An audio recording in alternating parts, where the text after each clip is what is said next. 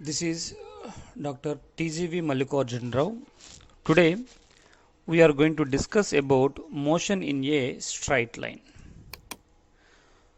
Before we are going to discuss about motion in a straight line, first of all we should know what is mechanics. Mechanics is a branch of physics which deals with the motion of a body or systems. One thing we should remember that in mechanics it explains about the system by means of mathematical explanations. It is classified into two types. One is kinematics and other one is dynamics. Kinematics is a branch of mechanics which deals with the motion of the body irrespective of force which is acting on the body. That means here we are not consider the cause of motion. Without considering the cause of motion, we will explain the motion of the that means fundamental properties of the particle. Okay, on the other hand, dynamics. In the dynamics also we will discuss about the motion of the body only, but here we will measure the net force acting on the body. By measuring net force acting on the body, we will discuss the motion of the bodies here in dynamics. Here motion in a straight line come to the category of kinematics. First of all, we should know what is motion and what is rest. Here I given an example to you. Here a bus. This bus is near a that means bus stand. Here I taken a reference a arrow. Okay, with respect to this that means reference frame, this position, then the bus position does not change with respect to the time. In this situation it is said to be at rest. On the other hand, the position of the particle with changes with respect to the time and time, then the body is said to be in motion like this. Like this. Here one thing we remember that to describe the position of the body with respect to a standard reference, only one coordinate is sufficient. In that situation, the body motion is called one dimensional motion. For example, from this arrow, for example, this bus is at 5-meter distance or 2-meter distance or 3-meter distance. In that situation, what happened? Only one coordinate is sufficient to describe this position of the bus. In this situation, this type of motion is called one dimensional motion or rectilinear motion or straight line motion. Then come to the point bodies. For example, the terms body or particle we will frequently use it in this lesson. For example, here I consider a cube. It acts as a body. This body consists of number of particles. Once it is in one dimensional motion, what happened? All the particles in the body are travels in same direction with the same displacement, with the same velocity and same acceleration. Then what we can conclude that if you measure the properties of one particle in the body, it is applicable to all the system, that means total body. Okay, therefore we will replace the bodies with a point mass objects, that means a particle shown here. Okay, this is about point objects. Okay, then come to the position and the position vectors. First of all, what is position? In order to describe position of a particle in space, we should require some standard reference. Okay, here Cartesian system is taken as a standard reference. With respect to the origin of Cartesian system, I represented the position of the A as xa, ya, za. In vector form, it can be represented as ra bar is equal to xi cap plus ya j cap plus za k cap. That means what is position vector? That means representation of position of a particle with respect to the standard reference in vector form, that is called position vector. In some situations it is not possible to locate the origin. In that situation we will use another notation. That means we will describe the position of a one body with respect to the other body. Here we represented position of a B, position of the particle B with respect to A, which is expressed here. It is also important relation. Here we will discuss you about some fundamental relations. What are the relations? Distance and displacement. For example, I given a graph here, A and B. Here A is the initial position and B is the final position. Here a particle is trying to move from A to B. Then what happen? It should follow the path, maybe straight line or curved. Okay, this is called trajectory. This is called trajectory. By using this we will define the distance. What is distance? Distance is nothing but the total path covered by the particle between initial and final position is called distance. On the other hand, what is displacement? Displacement is nothing but the shortest distance between initial and final position in a straight line. Okay, that is called displacement. One thing we should remember that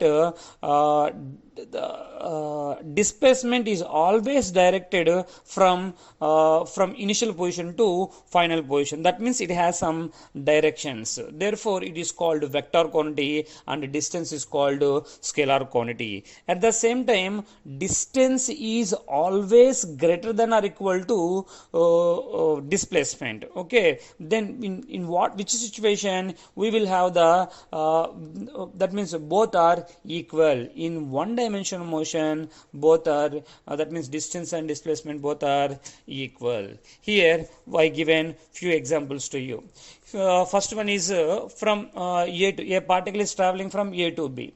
It follow this curved path. This seems to be like a semicircle.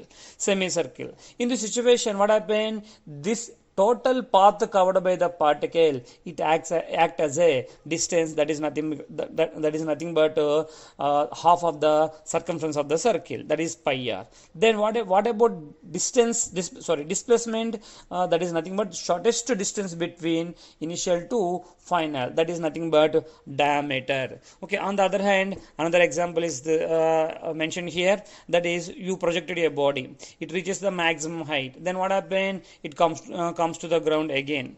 In this situation it travel h at the same time h distance. That means total distance is 2h distance.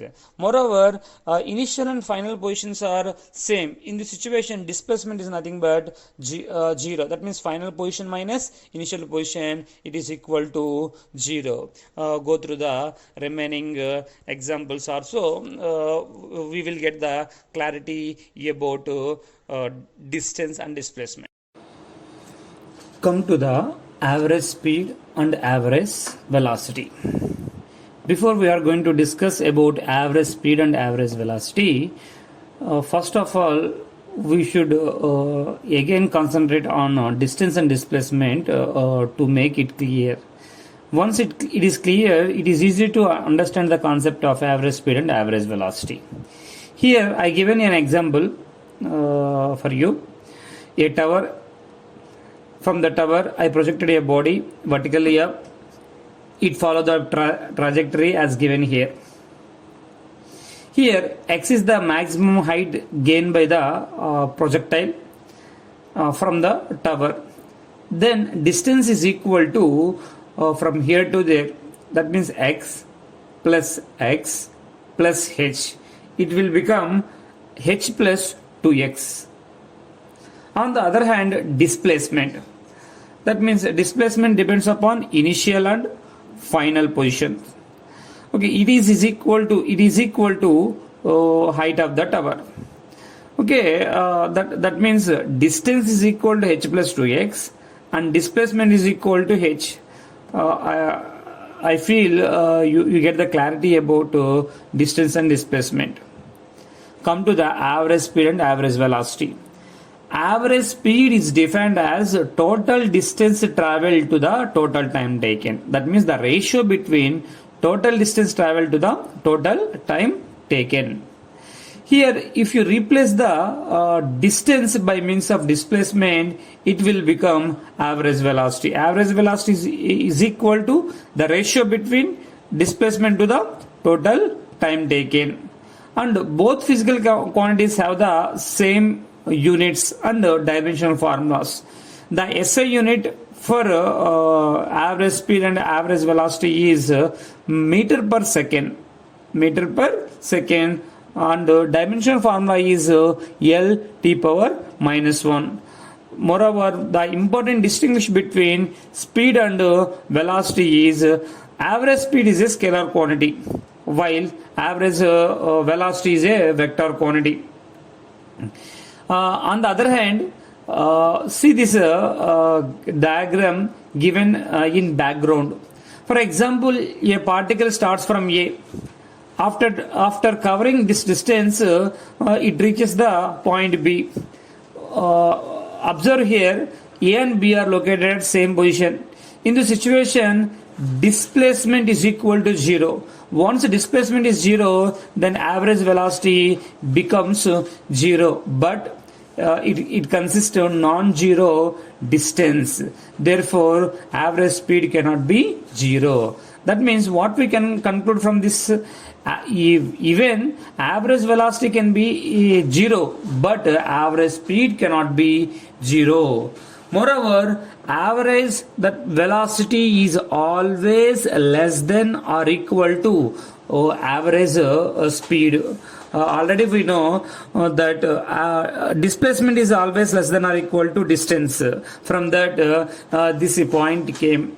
At the same time, average speed. Average velocity consists both magnitude and velocity. If you find out the magnitude for average velocity, is it possible to convert into average speed? That means simply by measuring the magnitude of average velocity, is it possible to convert into average speed? That is not possible, remember it. Okay, come to the instantaneous speed and velocity. What is instantaneous speed and velocity? The velocity or speed of a particle at a particular instant of time, that is called instantaneous speed and instantaneous velocity. For example, a particle is traveling from one point to another point, one point to another point. It may not travel with the same speed or same velocity. It may travel with a different speed and different velocity. Okay, in the situation, what happened at a particular instant of time, what is the velocity or what is the speed of the particle? It is expressed in terms of instantaneous speed and velocity. Okay, come to the uniform speed and uniform velocity. If a particle covers equal distance in equal interval of time, then we can say that the particle is in uniform speed. If the particle travels equal displacements in equal interval of time, then the particle is said to be in uniform velocity. Okay, remember it, in one-dimensional motion, if the particle if traveling with uniform speed, in this situation, average speed is equal to instantaneous speed. Okay, remember it. Here I given few important points. Remember it. First one, a particle is traveling with certain velocity which is varying with time. In that situation, what is the total displacement of the particle in the given interval of time? For it can be measured simply according to the definition of velocity. Velocity is defined as rate of change of displacement. That means dr bar by dt. taken this term to this side, what happened? dr bar is equal to v bar into dt. Integrate on both sides over the limits, you will get total displacement of the particle. On the other hand, if a particle travels from A to B, okay, it will take some time. The time interval is divided into number of parts. In each time interval, the particle travels with a different speed. Okay, in that situation, average speed is defined as total displacement by total time taken. That means s1 plus s2 plus s3 by t1 plus t2 plus t3. On the other hand, a simple one is there. That means the total distance is divided into two parts. In first half, the particle is traveling with v1 speed. In second half, the particle is traveling with v2 speed. In this situation, the average speed can be measured by using this simple relation, that is v average equal to 2v1 v2 by v1 plus v2.